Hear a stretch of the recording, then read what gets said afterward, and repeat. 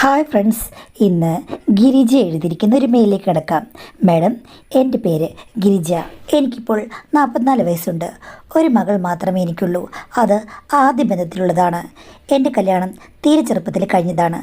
മകളുണ്ടായി 2 വർഷം കഴിഞ്ഞപ്പോൾ ഹസ്ബൻഡ് അപ്രതീക്ഷിതമായിട്ട് ഒരു ആക്സിഡൻറ്റിൽപ്പെട്ട് മരണപ്പെട്ടു. അതോടുകൂടി വല്ലാത്തൊരവസ്ഥയിലായി. അവിടെ ഭർത്താവിൻ്റെ ബന്ധുക്കളൊക്കെ ഉണ്ടായിരുന്നു. നല്ലവരായിരുന്നു. ഭർത്താവും എന്നോട് നല്ല സ്നേഹമായിരുന്നു. ഞങ്ങൾ തമ്മിൽ ഇണക്കുരുവികളെ പോലെയായിരുന്നു. പക്ഷേ എങ്കിലും ആ വീട്ടിൽ നിൽക്കാൻ എനിക്ക് ബുദ്ധിമുട്ടായിരുന്നു. മകളെയും കൊണ്ട് എൻ്റെ വീട്ടിൽ വന്നു. പിന്നെ ഞാൻ പല ജോലിക്കും പോകാൻ തുടങ്ങി. വീട്ടിൽ സാമ്പത്തികമായി അത്ര വലിയ ബുദ്ധിമുട്ടൊന്നുമില്ല. അതുകൊണ്ട് അധികം പ്രശ്നങ്ങളും ഉണ്ടായില്ല. എങ്കിലും എൻ്റെ ആദ്യ ഭർത്താവ് എന്നോട് നല്ല സ്നേഹത്തിലാണ് പെരുമാറിയത്. വളരെ ചെറുപ്പത്തിൽ ഞാൻ വിവാഹം കഴിച്ചെന്ന് പറഞ്ഞല്ലോ. അപ്പോൾ തന്നെ അദ്ദേഹം എന്നെ പല വിധത്തിലും മയക്കിയും മെരിക്കുകയും എടുത്തിരുന്നു. കാര്യം ആണും പെണ്ണും തമ്മിലുള്ള ഇമ്പങ്ങളുടെ രഹസ്യങ്ങളും നിഗൂഢതകളുമെല്ലാം എനിക്ക് നന്നായിട്ടറിയാം. ഭർത്താവുമൊത്തുള്ള ജീവിതം നന്നായി ആസ്വദിച്ചു വന്നപ്പോഴാണ് അതിനിടയ്ക്ക് ഇങ്ങനൊരു കാര്യം നടന്നത്. അതോടുകൂടി എല്ലാം ഇരുളടഞ്ഞു പോയി. ഇനി കുട്ടിക്ക് വേണ്ടി ജീവിക്കാമെന്ന് വിചാരിച്ചു. കൂടി വന്നാൽ ഒരു 6-7 വർഷം മാത്രമേ അങ്ങനെ ജീവിക്കാൻ പറ്റുള്ളൂ. അത് കഴിഞ്ഞപ്പോഴേക്കും എൻ്റെ ഉള്ളിൽ ആവേശം ചുരമാന്താൻ തുടങ്ങി. എനിക്കത് നിയന്ത്രിക്കാനായില്ല. ഞാൻ ജോലി ചെയ്യാൻ പോകുന്നിടത്ത് പലരും എന്നോട് അടുക്കാൻ വന്നപ്പോൾ ആ ഒരു സമയം മുതൽ എൻ്റെ വേലിക്കെട്ടുകളൊക്കെ തകർത്തുകൊണ്ട് ഞാൻ അവരോട് അടുത്ത് പെരുമാറാൻ തുടങ്ങി. പക്ഷേ കുറച്ച് സദാചാരമൊക്കെ നോക്കുന്ന ആളായിരുന്നു അതിൻ്റെ ഓണർ. അദ്ദേഹത്തിന് എൻ്റെ പെരുമാറ്റം ഒട്ടും ഇഷ്ടപ്പെട്ടില്ല. നിങ്ങൾക്കിതുവരെ ആണുങ്ങളുമായിട്ടൊന്നും അധികം സംസാരിക്കുന്ന സ്വഭാവമില്ലല്ലോ, പിന്നെന്താണ് ഇപ്പോൾ കൂടുതൽ കൊഞ്ചിക്കുഴയുന്നത്? ഇതൊന്നും ഇവിടെ നടക്കില്ലെന്ന് പറഞ്ഞു. ഞാനിപ്പോൾ ദേഷ്യം വന്ന് ചോദിച്ചു, പിന്നെ എവിടെ നടക്കും? അവരെക്കൊണ്ട് പറ്റില്ലെങ്കിൽ തന്നെക്കൊണ്ട് പറ്റുമോ എന്നുള്ള രീതിയിൽ ഞാൻ ചോദിച്ചു. അത് കേട്ട് അയാൾ ഷോക്കായി. എന്നെ അവിടുന്ന് പറഞ്ഞു വിടുമെന്നാണ് വിചാരിച്ചത്. പക്ഷേ അയാൾ പറഞ്ഞു, അങ്ങനെയാണെങ്കിൽ നിനക്ക് ഞാൻ എൻ്റെ ഹൃദയത്തിൽ ഒരു സ്ഥാനം തരാം, പക്ഷേ ആരും അറിയരുത്. ഞാനിപ്പോൾ പറഞ്ഞു, ആരും അറിഞ്ഞാലും ഇല്ലെങ്കിലും സ്ഥാനം തന്നാലും തന്നില്ലെങ്കിലും എനിക്ക് എൻ്റെ കാര്യങ്ങൾ നന്നായി നടക്കണം. ആഗ്രഹമാണ്, അത് തീർക്കുക എന്നുള്ളതാണ് പ്രധാനം.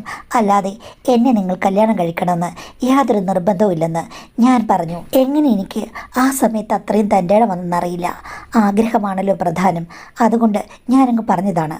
അപ്പോൾ അയാൾ പറഞ്ഞു, നിങ്ങളുടെ വീട്ടിൽ നിന്ന് കഴിഞ്ഞ് കഴിഞ്ഞാൽ എങ്ങനെയാണ് കാര്യങ്ങൾ ശരിയായി നടക്കുക? അതുകൊണ്ട് വേറെ ബ്രാഞ്ചുണ്ട്, അവിടേക്ക് മാറണം. അതിനടുത്ത് നല്ലൊരു വീട് ഞാൻ വാടകയ്ക്ക് എടുത്ത് തരാം. മോളുടെ സ്കൂള് അവിടുന്ന് പോകാൻ എളുപ്പമാണ്. അങ്ങനെ കഴിഞ്ഞപ്പോഴേക്കും ഞാൻ അങ്ങോട്ട് മാറുകയായിരുന്നു. അതുകൊണ്ട് എൻ്റെ വീട്ടുകാർ ഒട്ടും സംശയിച്ചില്ല. നല്ല സൗകര്യങ്ങളുള്ളൊരു വീടായിരുന്നു. അതിൻ്റെ മുകളിലത്തെ നിലയിൽ 2 മുറികളുണ്ട്. അതിൽ ഒരു മുറി മകൾക്ക് സ്വന്തമായി കൊടുത്തു. താഴെ 2-3 ബെഡ്റൂമുണ്ട്. അതൊക്കെ ഞാൻ തന്നെ ഉപയോഗിച്ചു. അതീവ ബുദ്ധിമതിയായ അവൾ താഴെ കിടന്നു കഴിഞ്ഞാൽ വലിയ പ്രശ്നമാണെന്ന് എനിക്കറിയാം. അതുകൊണ്ട് അവളെ ഞാൻ മുകളിലേക്ക് അങ്ങ് വിന്യസിപ്പിച്ചു. അതോടുകൂടി എൻ്റെ കാര്യങ്ങൾ നന്നായി നടന്നുപോയി. അയാൾ ആദ്യമൊക്കെ ഇത്തിരി ക്രൂരനാണെന്ന് എനിക്ക് തോന്നിയെങ്കിലും പിന്നീട് എനിക്ക് മനസ്സിലായി, എനിക്ക് കിട്ടാവുന്നതിൽ വെച്ചിട്ട് നല്ലൊരു പാർട്ട്ണറാണ്. എന്നെ നന്നായി കൺസിഡർ ചെയ്യും. പണ്ട് എൻ്റെ ഭർത്താവ് തന്ന എല്ലാ കാര്യങ്ങളും എനിക്ക് ഓർമ്മ വരുന്ന രീതിയിലായിരുന്നു. ഒരു കണക്കിന് നോക്കുമ്പോൾ ഭർത്താവിനേക്കാൾ ഒരു പടി മികച്ചു നിൽക്കുന്ന പല നിഗൂഢ കാര്യങ്ങളും അങ്ങേരിൽ നിക്ഷിപ്തമായിരുന്നു. അതുകൊണ്ട് ഞാൻ ആ ജീവിതം നന്നായി ആസ്വദിച്ചു. പക്ഷേ എന്ന് വെച്ച് പകൽ വെളിച്ചത്തിൽ ഞങ്ങൾ ഒരിക്കലും അങ്ങനെ സംസാരിക്കുകയോ ആവശ്യത്തിൽ കൂടുതൽ ഇടപഴകുകയോ ചെയ്തില്ല. അതുകൊണ്ട് തന്നെ ഒരു സംശയവുമില്ലാതെ ഇതൊക്കെ നന്നായി മുന്നോട്ട് പോയി. പക്ഷേ എൻ്റെ മകൾ +2 പഠിക്കുമ്പോഴാണ് കാര്യങ്ങൾ താറുമാറായത്. ഒരു വട്ടം പെണ്ണ് മുറിയിൽ കൂടി ഒളിഞ്ഞു നോക്കി ഞങ്ങളുടെ കാര്യങ്ങൾ കണ്ടുപിടിച്ചു. അങ്ങനെ രാത്രി ഞങ്ങളെ തട്ടിയും മുട്ടിയും ബഹളമുണ്ടാക്കി. അവൾ വാതിൽ തുറപ്പിച്ചു. ഇതാരാമേ, എന്താണ് അകത്ത് നടക്കുന്നത്? ഞാൻ കണ്ടു, നേരത്തെയും കണ്ടിട്ടുണ്ട്, അമ്മ ഇങ്ങനെയാണെന്ന് അറിയില്ലായിരുന്നു എന്നൊക്കെ പറഞ്ഞ് അന്നവൾ വലിയ ബഹളമുണ്ടാക്കി. അദ്ദേഹം അവളെ സമാധാനിപ്പിച്ചു. അമ്മയ്ക്ക് എന്നെ കല്യാണം കഴിക്കാൻ പറ്റില്ല, എനിക്ക് അമ്മയും കല്യാണം കഴിക്കാൻ പറ്റില്ല. പക്ഷേ മോളെ, ആരെങ്കിലും തുണയായിട്ട് സ്ത്രീകൾക്ക് വേണം. അതുകൊണ്ടാണ് ഞാൻ വന്നിട്ട് പോകുന്നത്.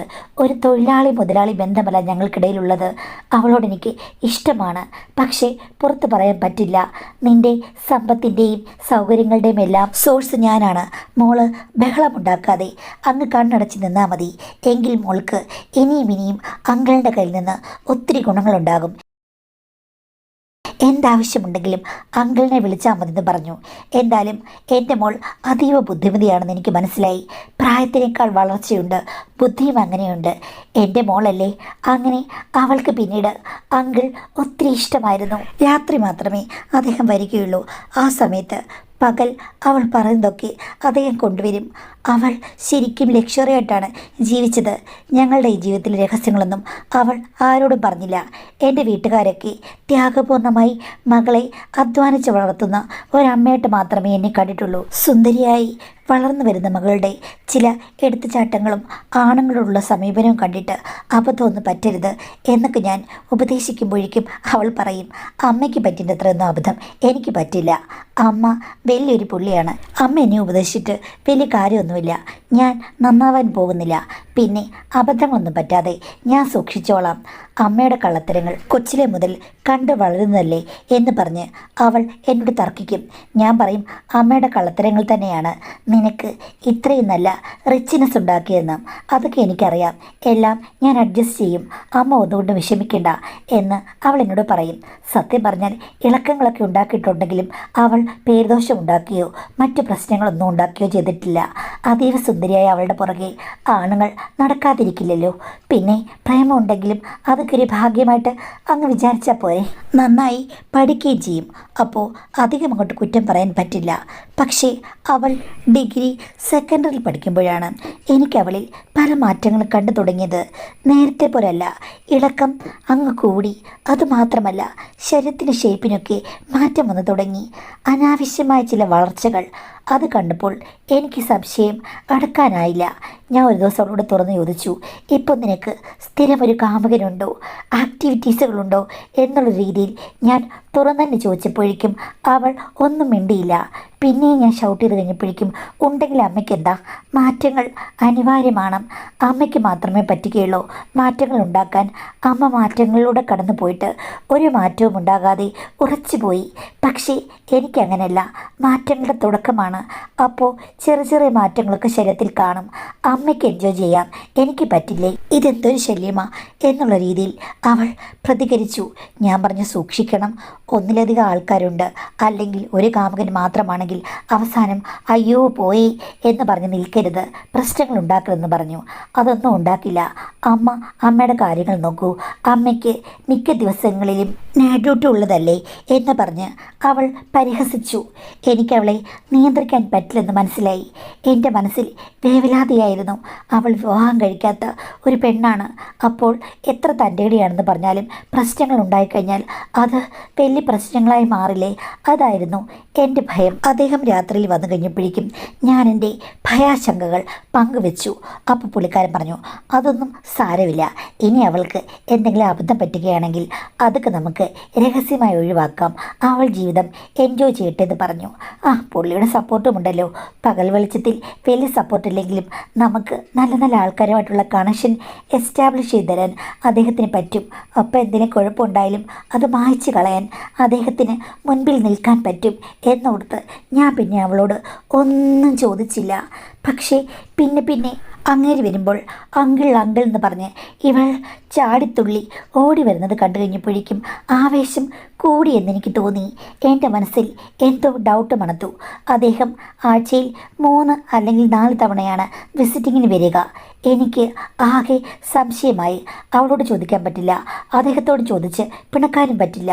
എങ്കിലും അദ്ദേഹം വരാത്ത ദിവസങ്ങളിൽ ഞാൻ മുകളിൽ പോയി അവളുടെ റൂമിൻ്റെ മുന്നിൽ കൂടി അങ്ങോട്ടും ഇങ്ങോട്ടും അവൾ അറിയാതെ നടക്കും. ഉള്ളിൽ നിന്ന് എന്തെങ്കിലും ശബ്ദം കേൾക്കുന്നുണ്ടോ? അതായത് 12 മണി 1 മണി ആ സമയത്തൊക്കെ ഇടയ്ക്ക് ഞാൻ ഒന്ന് വിസിറ്റിനിറങ്ങും. ആദ്യത്തെ 5-6 ദിവസം എനിക്ക് ഒന്നും കണ്ടുപിടിക്കാൻ പറ്റിയില്ല. ഞാൻ വിചാരിക്കുന്ന പോലൊന്നുമല്ല, വല്ല കാമുകന്മാരും കാണും, അത്രയേ ഉള്ളൂ. അദ്ദേഹത്തോടുള്ളത് ചെറിയൊരു അടുപ്പം മാത്രമായിരിക്കും. എന്തായാലും ഒരു രക്ഷകർത്താവല്ലേ എന്നാണ് വിചാരിച്ചത്. പക്ഷേ അത് കഴിഞ്ഞുള്ള ദിവസങ്ങളിൽ അദ്ദേഹം വരാത്തൊരു ദിവസം ഞാൻ 1 മണി യാത്ര നടത്തി കഴിഞ്ഞപ്പോൾ മോളുടെ മുറിക്കുള്ളിൽ നിന്നും എന്തൊക്കെയോ അപശബ്ദങ്ങൾ കേട്ടു. ഞാൻ ശ്രദ്ധിച്ചു. അകത്ത് നടക്കുന്നത് എന്താണെന്ന് എനിക്ക് മനസ്സിലായി. കൂടുതൽ നേരം ഞാൻ കാത്തിരുന്നു ആകാംക്ഷയോടെ. അപ്പോൾ അദ്ദേഹത്തിൻ്റെ സംസാരവും മോളുടെ മറുപടിയും ഒക്കെ എനിക്ക് വ്യക്തമായിട്ട് കേട്ടു. അന്ന് തട്ടി വിളിച്ചു. രണ്ടുപേരും വന്ന് തുറന്ന് എന്നെ കണ്ട് ഞെട്ടി നിന്നെങ്കിലും ഞാൻ ശബ്ദമുയർത്തി കഴിഞ്ഞപ്പോൾ രണ്ടുപേരും കൂടി ഒന്നായി. അയാൾ പറഞ്ഞത്, നിങ്ങൾക്ക് വേണ്ടി ലക്ഷങ്ങൾ ഞാൻ ചെലവാക്കി. ഇനിയിപ്പോൾ അവൾക്കും എന്നെ ഇഷ്ടമാണെങ്കിൽ പിന്നെ എന്താ പ്രശ്നം? ഒരു പ്രശ്നവുമില്ല എന്ന് പറഞ്ഞ് എൻ്റെ വായ രണ്ടുപേരും കൂടി അടച്ചു കളഞ്ഞു. എനിക്ക് പിന്നെ ഒന്നും ചെയ്യാൻ പറ്റിയില്ല. ഞാൻ അദ്ദേഹത്തോട് പറഞ്ഞു അവളെ വെറുതെ വിടണമെന്ന്. അവളോട് ഞാൻ പറഞ്ഞു, എടി വേണ്ട, ഈ ബന്ധം ശരിയാകില്ലെന്ന്. അപ്പോഴും അവൾ പറഞ്ഞു, അതൊന്നും ഒരു കുഴപ്പവുമില്ല, എല്ലാം അഡ്ജസ്റ്റ് ചെയ്ത് പോകും, അതിൽ നിന്ന് കൂടുതൽ വരുമാനമുണ്ടാക്കും. എനിക്കും നാളെ ഒരു കല്യാണം കഴിക്കുമ്പോഴേക്കും ധാരാളം സ്വത്തുവകകൾ എൻ്റേതായി വേണം, അതെല്ലാം അദ്ദേഹം വാങ്ങിച്ചു തരും എന്നൊക്കെ പറഞ്ഞു. പിന്നെ അവളെ ധിക്കരിക്കാനും എനിക്ക് പേടിയാണ്. അങ്ങനെ അമ്മയും മകളും ഒരു വട്ടം ചുറ്റിയാണ് എൻ്റെ ജീവിതം ഇത്രയും നാളും കഴിഞ്ഞു പോകുന്നത്.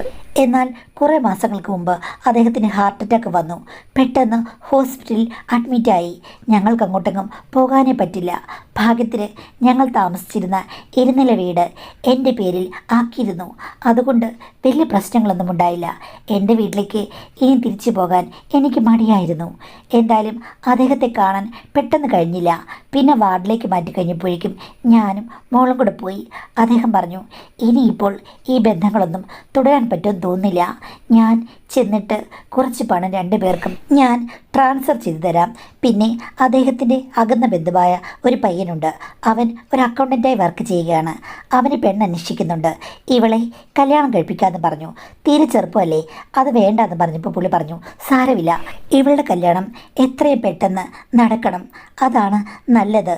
അവൾ തുടർന്ന് പഠിക്കണമെന്ന് പറഞ്ഞപ്പോൾ അതൊക്കെ അവൻ പഠിപ്പിച്ചോളും. എത്രയും പെട്ടെന്ന് നടത്തി കഴിഞ്ഞാൽ ആ പയ്യൻ നമ്മുടെ ചൊൽപ്പടി നിൽക്കുന്ന പയ്യനാണ്.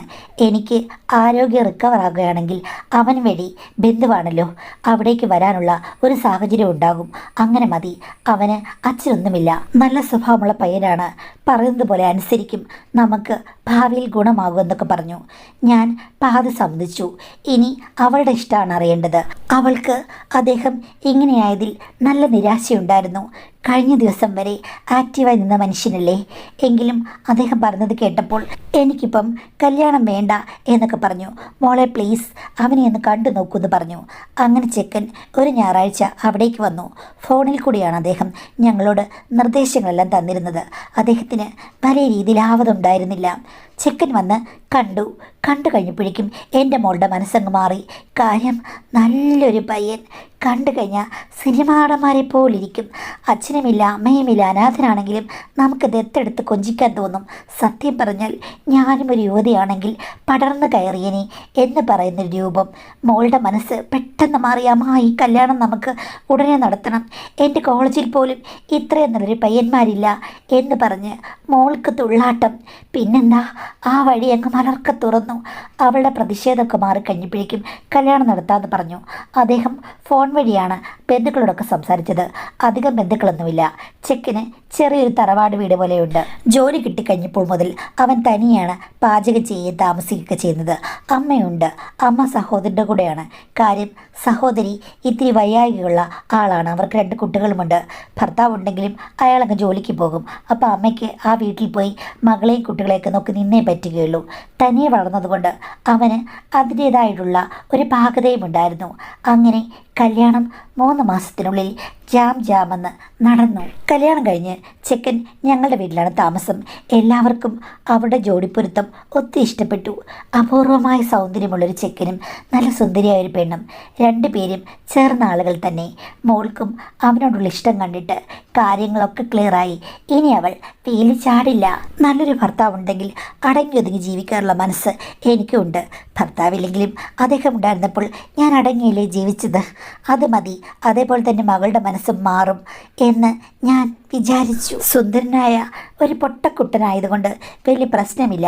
അല്ലായിരുന്നെങ്കിൽ ആദ്യ ദിവസം തന്നെ അവന് കാര്യങ്ങൾ മനസ്സിലാക്കാൻ പറ്റുമായിരുന്നു. പക്ഷേ ഇവനൊരു ഭാര്യാദാസനാണെന്ന് തോന്നുന്നു. അവളെ കൊഞ്ചിച്ചും കൊണ്ട് ഇങ്ങനെ നടക്കുകയാണ്. ഒരു കണക്കിന് അവളുടെ ഭാഗ്യം. ഒന്നും പിടിക്കപ്പെട്ടില്ല, ഒന്നും അവൻ അറിഞ്ഞതുമില്ല. സ്നേഹത്തിൻ്റെ നിറകുടമായ ഒരു ഭർത്താവിനെ അവൾക്ക് കിട്ടി. എല്ലാം മഹാഭാഗ്യമാണല്ലോ എന്നോർത്ത് ഞാൻ സന്തോഷിച്ചു. അവർ രണ്ടുപേരും പ്രണയാതുരരായി കറങ്ങി നടന്നു. എല്ലാം സന്തോഷം തന്നെ. ഇടയ്ക്ക് ഒരു ദിവസം അവൻ്റെ വീട്ടിൽ പോയി വൃത്തിയാക്കിയിടും. ചില ദിവസങ്ങളിൽ സഹോദരൻ്റെ വീട്ടിൽ പോയി അമ്മയെ കാണും. രണ്ടുപേരും എപ്പോഴും ആക്റ്റീവായിരിക്കുന്നു. രണ്ട് പനംകുരുവികളെപ്പോലെ നടക്കുന്നവരെ കണ്ട് ഞാനും സന്തോഷിച്ചു. പക്ഷേ എൻ്റെ ഉള്ളിൻ്റെ ഉള്ളിൽ ദുഃഖമായിരുന്നു. അദ്ദേഹത്തിന് ഇങ്ങോട്ട് വരാൻ പറ്റില്ല. ആരോഗ്യം മെച്ചപ്പെട്ടിട്ടില്ല. അവരുടെ വീട്ടുകാർ ഇനി അദ്ദേഹത്തെ വിടുമെന്നും തോന്നുന്നില്ല. മൂത്ത മകൻ കയറി കമ്പനിയുടെ എല്ലാ ഉത്തരവാദിത്തം ഏറ്റെടുക്കുകയും ചെയ്തു. ഇനി അദ്ദേഹം റെസ്റ്റാണ്. അദ്ദേഹത്തിന് സാന്ത്വനമില്ല. എൻ്റെയും മകളുടെയും ആശ്രയം പോയി ഒരു കണക്കിന് നോക്കിയാൽ. എങ്കിലും പണം കൊണ്ട് ഞങ്ങൾ സെറ്റിൽഡാണ്. എനിക്കും സ്വത്തുവകകൾ ഇഷ്ടം പോലെ ഉണ്ടായിരുന്നു. അതിൻ്റെ കൂട്ടത്തിൽ ഇദ്ദേഹവും തന്നു കഴിഞ്ഞപ്പോഴേക്കും 2 or 3 തലമുറയ്ക്ക് കഴിയാനുള്ള വകയുണ്ട്. എങ്കിലും പ്രധാനമായും ഞാനൊരു കാര്യം മിസ് ചെയ്യുന്നു. എന്തൊക്കെ പറഞ്ഞാലും ആണൊരുത്തൻ ഉള്ളതിൻ്റെ ഗുണം അത് വർണ്ണിച്ചാൽ ആർക്കെങ്കിലും മനസ്സിലാക്കാൻ പറ്റുമോ? ഒരു സ്ത്രീക്ക് മാത്രമേ അതിൻ്റെ ഗുണം അറിയാവൂ. ആണൊരുത്തന് പേരിനുണ്ടായ പോരാ. പേര് കൊണ്ട് മാത്രമല്ലാതെ പ്രവൃത്തിയിൽ ആണിൻ്റെ ഗുണഗണങ്ങളുള്ള ഒരാളുണ്ടെങ്കിൽ ഏത് പെണ്ണും അവൻ്റെ തെറ്റുകളൊക്കെ അഡ്ജസ്റ്റ് ചെയ്യും, ക്ഷമിക്കും. അങ്ങനെ എൻ്റെ ജീവിതം പൂവാടിയിലെ പൂ വിരിഞ്ഞ പോലെ നിന്നപ്പോഴാണ് പെട്ടെന്ന് കൊടുങ്കാറ്റും വരൾച്ചയും എല്ലാം വന്ന് പൂന്തോട്ടം നശിച്ച് വാടി ചുക്കി ചുളിഞ്ഞു പോയത്. അത് എനിക്ക് ഒത്തിരി നഷ്ടമുണ്ടാക്കി. ഉള്ളിൽ നനവുണ്ടെങ്കിലും പുറമേ ഫലഭൂയിഷ്ടമായ മണ്ണല്ലാത്തതുകൊണ്ട് ഇനിയിപ്പോൾ ഈ ഊശ്വര ഭൂമിയിൽ ഒരു വസന്തം വിരിയുമോ? പൂന്തോട്ടത്തിനൊരു കാവൽക്കാരൻ വരുമോ? പൂന്തോട്ടം പൂക്കുമോ, തളിർക്കുമോ, വസന്തം വരുമോ? ഒന്നും അറിയില്ല. വല്ലാത്തൊരവസ്ഥയിലായിരുന്നു. നിദ്രാവിഹീനങ്ങളായ പല രാത്രികൾക്ക് ശേഷം ഞാൻ ഒരു തീരുമാനമെടുത്തു. ഇനി ആവശ്യമില്ലാത്ത ബന്ധങ്ങൾ വേണ്ട. മകളുണ്ട്, മരുമകനുണ്ട്. അവർക്ക് വേണ്ടി ഞാൻ ഒതുങ്ങാം. എല്ലാം ഒരു കടങ്കഥ പോലെ, പഴങ്കഥ പോലെ വിചാരിക്കാം എന്ന് ഞാൻ മനസ്സിൽ നനച്ചു. പക്ഷേ ഒരു ദിവസം മകൾ എന്നോട് ചോദിച്ചു, അമ്മയ്ക്കിപ്പോൾ അദ്ദേഹത്തെ മിസ് ചെയ്യുന്നില്ലേന്ന്. ഞാൻ ചോദിച്ചു, നിനക്ക് മിസ് ചെയ്യുന്നുണ്ടോയെന്ന്. അപ്പോൾ അവൾ പറഞ്ഞു, അങ്ങനെ മിസ്സൊന്നും ചെയ്യില്ല, എങ്കിലും അദ്ദേഹത്തിന് പകരം വയ്ക്കാൻ അദ്ദേഹമേ ഉള്ളൂ. അത്രയുമൊന്നും എൻ്റെ ഭർത്താവ് വരില്ലമ്മേ എന്ന് പറഞ്ഞു. അവളുടെ കണ്ണിൽ നിരാശയുടെ ആഴമുണ്ടായിരുന്നു. ആ സൗന്ദര്യമുള്ള ചെക്കനല്ലേ എന്ന് പറഞ്ഞപ്പോൾ അവൾ പറഞ്ഞു, ആ സൗന്ദര്യത്തിലാണമ്മേ ഞാൻ മതിമയങ്ങി നിൽക്കുന്നത്. അതില്ലെങ്കിൽ ചിലപ്പോഴൊക്കെ എന്തോ ഒരു ശൂന്യത എനിക്ക് അനുഭവിക്കാറുണ്ട്. അങ്കിളിൻ്റെ അത്രയും ഒന്നും ആരും വരില്ല. അമ്മയ്ക്ക് നല്ല നിരാശയുണ്ടെന്ന് എനിക്കറിയാമെന്ന് പറഞ്ഞു. ഞാൻ പറഞ്ഞു, സാരമില്ല മോളെ, ഇനിയിപ്പോൾ ഞാൻ കോംപ്ലിക്കേഷൻസ് ഒന്നും ഉണ്ടാക്കുന്നില്ല. ഞാൻ സഹിച്ച് ജീവിക്കാൻ തീരുമാനിച്ചെന്ന്.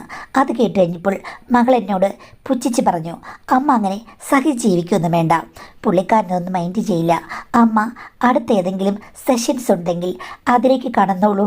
ആരെങ്കിലും ഉണ്ടോ? പക്ഷേ അങ്കിളിനെ പോലെ തന്നെ നല്ല റിച്ചായിട്ടുള്ള റെപ്യൂട്ടഡ് ആയിട്ടുള്ള ആൾക്കാരായിരിക്കണമെന്ന് പറഞ്ഞു. ഞാൻ പറഞ്ഞു, ഇനി രംഗത്തിന് എനിക്ക് ബാല്യമില്ല മോളെ. എന്തോ യന്ത്രങ്ങളോ മറ്റോ ഉണ്ടെന്നല്ലേ പറയുന്നത്.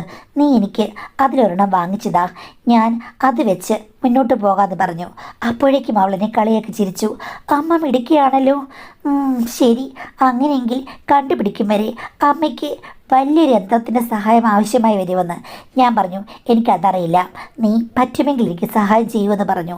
അവൾ എൻ്റെ കവിളിൽ നുള്ളിക്കൊണ്ട് പറഞ്ഞു, അമ്മയുടെ അതേ സ്വഭാവമാണ് എനിക്ക് കിട്ടിയിരിക്കുന്നത്. എന്താണ് ഈ സ്വഭാവം? അടക്കാനാവാത്ത കടൽ എന്ന് പറഞ്ഞപ്പോൾ എനിക്കും തോന്നി, അവളെപ്പോലെ തന്നെയാണ് ഞാനും, എന്നെപ്പോലെ തന്നെയാണ് അവളും. ഇളക്കത്തിന് ഒരു കുറവുമില്ല. എന്തായാലും യന്ത്രത്തിൻ്റെ യാന്ത്രികതയിൽ ഞാൻ എൻ്റെ ജീവിതം ഒരുമാതിരി തട്ടിമുട്ടിയൊക്കെ മുന്നോട്ട് കൊണ്ടുപോവുകയായിരുന്നു. അപ്പോഴാണ് ഒരു ദിവസം മകൾ വന്ന് പറഞ്ഞത്, അമ്മേ, എനിക്ക് സത്യം പറഞ്ഞാൽ ഈ ജീവിതം മടുപ്പാണ്. ഇത്ര പെട്ടെന്നോ എന്ന് ചോദിച്ചപ്പോഴേക്കും അവൾ പറഞ്ഞു, അദ്ദേഹത്തെ ഒഴിവാക്കണമെന്ന് എനിക്ക് ആഗ്രഹമില്ല. പക്ഷേ അടങ്ങി ഒതുങ്ങി നിൽക്കാൻ എനിക്ക് പറ്റില്ല. എനിക്ക് ഒത്തിരി സെർച്ച് ചെയ്യണം. അങ്കിളിൻ്റെ അതേ സ്വഭാവമുള്ള അല്ലെങ്കിൽ അങ്കിളിനേക്കാൾ മികച്ച ഒരാളെ കണ്ടെത്തണം. അല്ലാതെ എനിക്ക് സാറ്റിസ്ഫാക്ഷൻ ഉണ്ടാകില്ല അമ്മേ. ആത്മസംതൃപ്തിയല്ലേ ഏറ്റവും വേണ്ടത്. അതുകൊണ്ട് ഞാൻ സെർച്ച് തുടരുകയാണ്. അമ്മ പേടിക്കണ്ട. ഈ ദാമ്പത്യ ജീവിതത്തിന് ഒരു കോട്ടവും തട്ടാതെ ജോലിക്ക് പോകാനോ അല്ലെങ്കിൽ ഇനിയും ഉപരിപഠനത്തിനോ എന്ന് പറഞ്ഞ് ഞാൻ ഇറങ്ങും. അങ്ങനെ ഒരു സൈഡിൽ കൂടി എല്ലാം ഓക്കെ ആകും. അമ്മയെപ്പോലെ യന്ത്രവൽകൃത സംവിധാനത്തിൽ കൂടി പോകാനുള്ള പ്രായമൊന്നും എനിക്കായിട്ടില്ല എന്നവൾ പറഞ്ഞു. അവളെ ആർക്കെങ്കിലും തടുക്കാൻ പറ്റുമോ? അവനോട് ചോദിച്ചിട്ട് അവൾ PG പഠിക്കാൻ വേണ്ടിയിട്ട് വേറെ നഗരത്തിലേക്ക് പോയി. വലിയ എന്തോ ഡിഗ്രി എടുക്കാമെന്നുള്ള ഭാഗത്തിലാണ് പോകുന്നത്. കുറച്ച് താമസിച്ചാണെങ്കിലും അവൾ പഠിക്കാൻ പോകുന്നതിൽ അവന് സന്തോഷമുള്ളൂ. അവിടെ ലേഡീസ് ഹോസ്റ്റലാണ് നിൽക്കുന്നത്. ഇവിടുന്ന് 6 മണിക്കൂർ ദൂരമുണ്ട്. എല്ലാ വെള്ളിയാഴ്ചയും അവൻ പോകും. രാത്രിയാകുമ്പോഴാണ് അവർ വരിക. അങ്ങനെയാണ് ജീവിതം. ഒരു ദിവസം വന്നു കഴിഞ്ഞപ്പോഴേക്കും അവൾ പറഞ്ഞു, അമ്മേ, അമ്മയ്ക്ക് സന്തോഷമരുളുന്ന ഒരു വാർത്ത ഞാൻ പറയാം. എന്താണെന്ന് ചോദിച്ചു കഴിഞ്ഞപ്പോഴേക്കും അമ്മ യന്ത്രവൽകൃത സംവിധാനം നിർത്താൻ. ഞാൻ ചോദിച്ചു, എന്താ നീ പറഞ്ഞത്? ആരെങ്കിലും നീ കണ്ടുപിടിച്ചോ? നമ്മളുടെ പഴയ ആളെപ്പോലെ തന്നെ റിച്ചായിട്ടുള്ളൊരാളെ. അപ്പോൾ പറഞ്ഞു, ഓ അതൊന്നുമല്ല, എൻ്റെ ഭർത്താവ് ഇവിടെ വെറുതെ നിൽക്കുകയല്ലേ. അങ്ങനെ കൊണ്ട് എനിക്ക് എന്തായാലും ഭാവിയിലും വലിയ ഉപകാരമൊന്നും ഉണ്ടാകുമെന്ന് എനിക്ക് തോന്നുന്നില്ല. അത് ഇപ്പോൾ തന്നെ മടുപ്പിൻ്റെ അങ്ങേയറ്റമാണ്. അതുകൊണ്ട് അമ്മയ്ക്ക് രംഗത്തേക്ക് ഒന്ന് നൃത്തം ചവിട്ടാനുള്ള അവസരമുണ്ടെന്ന് പറഞ്ഞു. ഞാൻ പറഞ്ഞു, പോവണേ, അതൊന്നും വേണ്ടാന്ന് പറഞ്ഞപ്പോഴേക്കും അവൾ പറഞ്ഞു, ഒരു പ്രശ്നവുമില്ല. ഞാൻ പറഞ്ഞ് എല്ലാം റെഡിയാക്കാം. ഞാനും കൂടെ അങ്ങ് സമ്മതിച്ചെന്ന് പറയാമെങ്കിൽ ചേട്ടനും ഒരു റിലാക്സേഷനാകും. അവിടെ ഞാൻ, ഇവിടെ അമ്മ. അപ്പോൾ പിന്നെ ചേട്ടനും നമ്മുടെ വശത്ത് വരും. പിന്നീട് ചേട്ടനെ നമുക്ക് നമ്മളുടേതായ ലോകത്തേക്ക് കൊണ്ടുവരാം. നമ്മൾ പറഞ്ഞതുപോലെ എല്ലാ രീതിയിലും അങ്ങേരെ നമ്മുടെ ചൊല്ല് മാത്രം കേൾക്കുന്ന രീതിയിലുള്ള ഒരാളായിട്ട് നമുക്ക് മാറ്റിയെടുക്കണം. അതോടുകൂടി നമുക്ക് ഭാവിയിൽ എല്ലാ ജാലകങ്ങളും തുറന്നു കിടക്കും. ജാലകം മാത്രമല്ല, മെയിൻ വാതിലും എന്നവൾ പറഞ്ഞു കഴിഞ്ഞപ്പോഴേക്കും ഞാൻ അതിനൊക്കെ പറഞ്ഞു. പക്ഷേ അവനാദ്യം ഇത്തിരി നാണമൊക്കെ ഉണ്ടായിരുന്നു. എനിക്ക് നാണമില്ല. മകൾ പറഞ്ഞതുപോലെ തന്നെ സുന്ദരനാണെങ്കിലും ഞങ്ങൾക്ക് രണ്ടുപേർക്കും പറ്റിയ ഒരാളാണെന്ന് ചോദിച്ചു കഴിഞ്ഞാൽ ഒട്ടുമല്ല. പോരായ്മകൾ ധാരാളമുണ്ട്. പക്ഷേ അവനെ കൈവിരലിലെ താക്കോൽ കൂട്ടം പോലെ കറക്കാൻ എനിക്ക് ഒരു ദിവസം പോലും വേണ്ടി വന്നില്ല. എൻ്റെ ആവനാഴിയിലെ മാസ്മരികമായ വിദ്യകളിൽ 2-3 അമ്പുകൾ മാത്രം ഞാൻ പുറത്തെടുത്തപ്പോഴേ ചിക്കൻ ഫ്ലാറ്റ്. അവനിപ്പോൾ മോളേക്കാൾ അറ്റാച്ച്മെൻറ്റ് എന്നോടാണ്. ഞാൻ പറഞ്ഞു കഴിഞ്ഞാൽ അവൻ വേണമെങ്കിൽ ചന്ദ്രനിൽ പോയി താമര മലർ കൊണ്ടുവരും. അത്തരമൊരു സ്വഭാവമാണ്. അവൾക്കും അവൻ്റെ മാറ്റം കണ്ട അത്ഭുതമാണ്. അവൾക്ക് സന്തോഷമേ ഉള്ളൂ. അവൾ അവിടെ ചെറിയ ചില കണക്ഷൻസുമായിട്ട് ഇപ്പോൾ മനോഹരമായി ജീവിക്കാൻ തുടങ്ങുകയാണ്. എന്തായാലും ഇതെല്ലാം സാധ്യമായത് എൻ്റെയും അവളുടെയും ബുദ്ധി മൂലമാണ്. അമ്മയും മകളും ഒന്നിച്ചു നിന്ന് കഴിഞ്ഞു കഴിഞ്ഞാൽ ഈ ലോകത്തിൽ നേടിയെടുക്കാൻ പറ്റാത്തതായിട്ട് ഒന്നുമില്ല മാഡം. എൻ്റെ ജീവിതാനുഭവം കേട്ട് കഴിഞ്ഞപ്പോഴേക്കും മാഡത്തിന് എന്ത് തോന്നുന്നു എന്നാണ് ചോദിച്ചിരിക്കുന്നത്. എനിക്കിത് കേട്ടിട്ട് മഹത്തായ ഒരു കഥയായിട്ട് തോന്നുന്നില്ല. അമ്മയും മകളും കൂടി ഒന്നിച്ചു നിന്ന് കഴിഞ്ഞാൽ ലോകമെല്ലാം പിടിച്ചടക്കാം എന്നൊക്കെ പറഞ്ഞത് അത് അത്ര വലിയ ലോജിക്കൊന്നുമില്ല. പിന്നെ ഈ പറഞ്ഞതുപോലെ അമ്മയും മകളെ മാത്രമല്ല, സ്ത്രീകൾ ഒന്ന് നിലച്ചിറങ്ങിക്കഴിഞ്ഞാൽ പല കാര്യങ്ങളും സാധ്യമായേക്കാം. അതൊന്നും വലിയ കാര്യമല്ല. പെണ്ണുങ്ങളുടെ പുറകെ ആണുങ്ങളിങ്ങനെ നടക്കുന്ന ഒരു ലോകമാണിത്. അപ്പോൾ ഇഷ്ടംപോലെ അവസരങ്ങളും ഉയർച്ചകളും അല്ലെങ്കിൽ ഉടായ്പകളും ഒക്കെ ഉണ്ടായേക്കാം.